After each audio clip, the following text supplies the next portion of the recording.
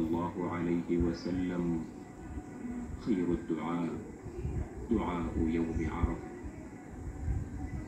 وفي ذلك دليل على فضل يوم عرفة على غيره من الأيام.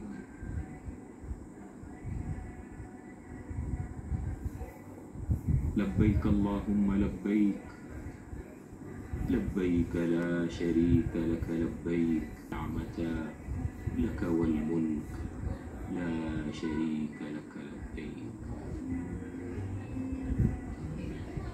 لبيك اللهم لبيك، لبيك لا شريك لك لبيك ولا شريك لك لبيك، إن الحمد والنعمة.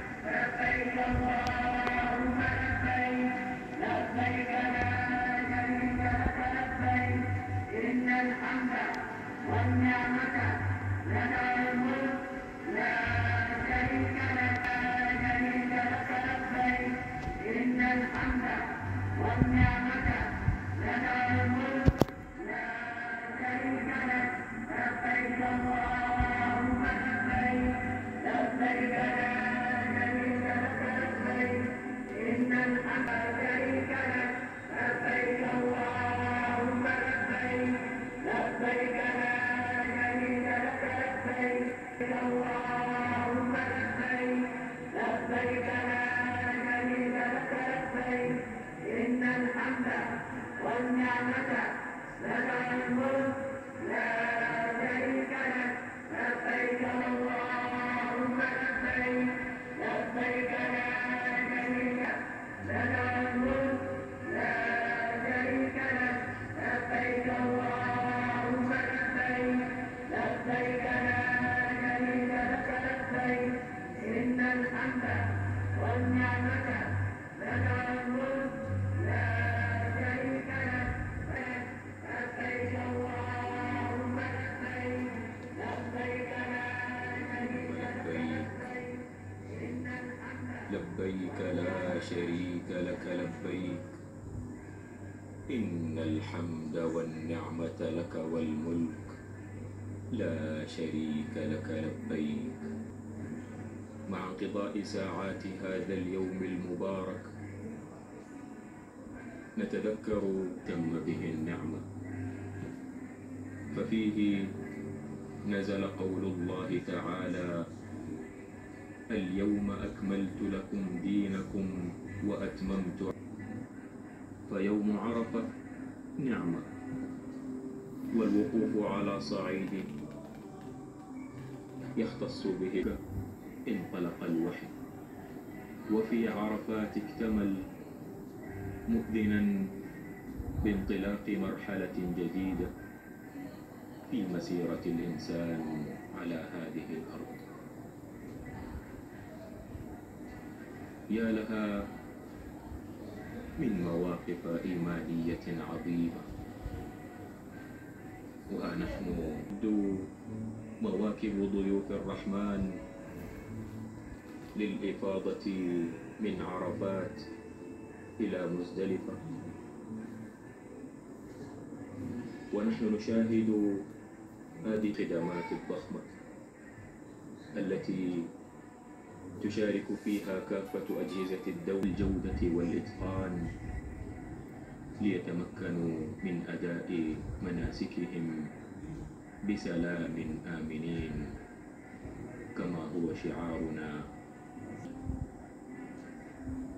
بالوقوف بعرفة، وهم يحملون معهم فرحتهم فريضة في الاجتماع. لقد وقف الحجاج وسط تنظيم عال هدفه أن يقضي ضيوف أوقاتا إيمانية تملأها مشاعر الطمأنينة، ترجو رحمته وتخاف عذابه.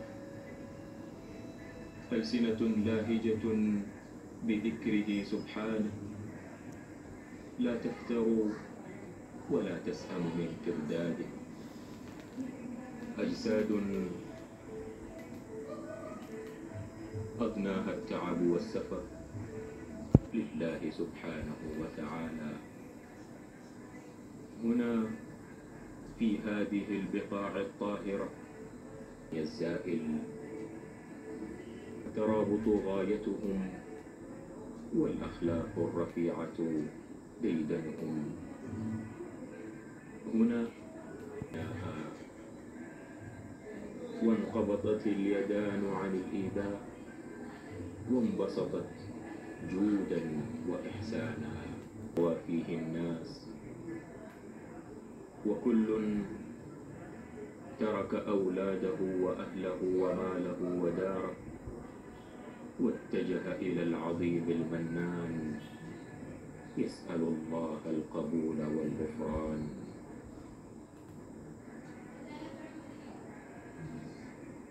يوم من أيام الله عز وجل يتجلى فيه على عباده. وعن أبي هريرة رضي الله عنه قال رسول الله قد غفرت لهم. على كل الله والبركات لدى الباب جئة قصاد وركن عفات. إنه يوم الاجتهاد، إنه يوم التوحيد.